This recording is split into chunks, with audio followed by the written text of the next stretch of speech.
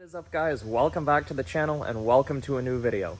Today we're going to be back working on the SRT-4 once again. You saw we finished it up in the last video. We've had it on the road for 2 weeks on and off now, and I want to run through it, see if there's any issues going on, and make sure it has a clean bill of health. We got it up on the lift already. We're going to go through and do a full inspection, make sure everything is good to go, and we'll take you guys through the process and see what we find.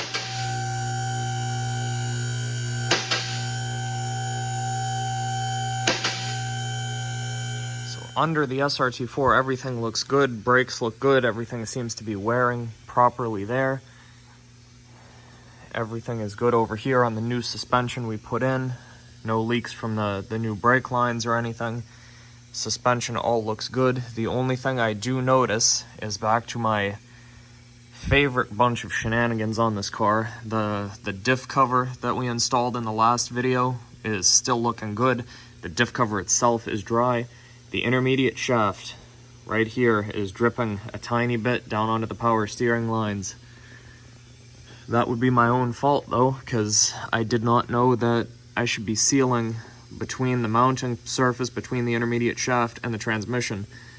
So that means that this intermediate shaft is going to have to come out. I'm going to have to pull the outer axle, get in here, take off the intermediate shaft, and put a bead of the anaerobic sealant around the mating joint here, and that should stop that leak.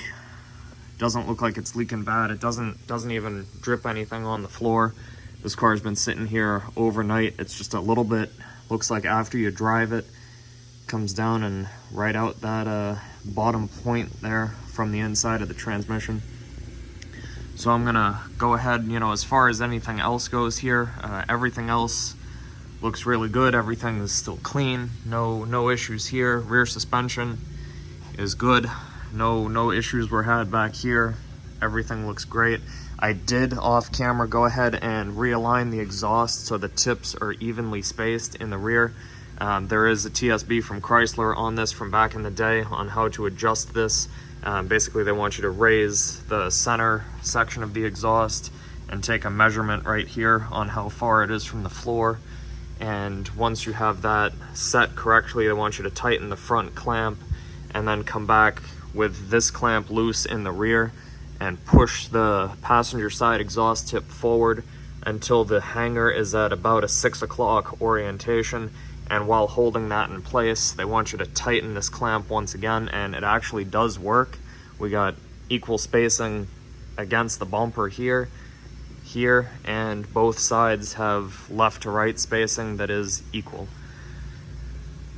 So far pretty happy with everything here. Everything's looking good. I'm gonna get started on disassembling this corner suspension so I can get that intermediate shaft out, seal it, and get that leak resolved, and then we should be finally good to go with this car.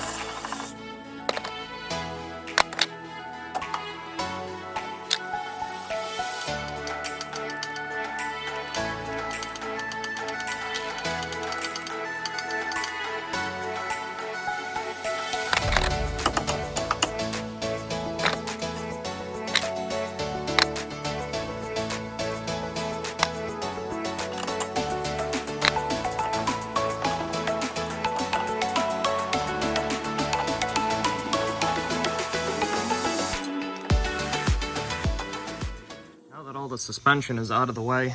I'm going to slide in here and pop out the outer passenger side axle shaft from the intermediate shaft outer bearing. I had this off quite a few times. It shouldn't give me any issues. It should pop right out. And then once I have that out of the way, I'm going to come under and remove this boost pipe, which will give me access to the intermediate shaft bolts, and it will allow me to get the intermediate shaft to come out of the vehicle, because this is going to block us coming out. The back side of the bracket is going to hit the shaft if I don't, or hit this pipe if I don't remove it.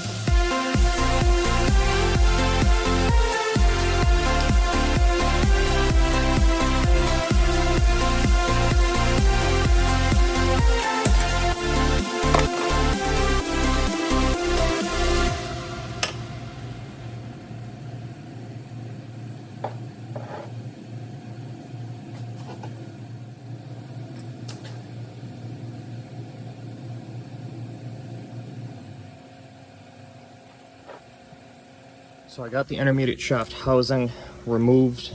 This surface right here is where it was leaking from, so I am going to go ahead and make sure this is nice and clean, and then I will put a bead of gasket maker on the back side of it and reinstall it to the transmission. That should resolve our issues. I'm also going to clean up this outer race here and make sure that the seal inside is good. Wasn't having any leaks from there. It was all back here, but just want to make sure that we're foolproof in it once it goes back in, so I don't have to take it back out and, you know, install seals or anything if anything starts to leak.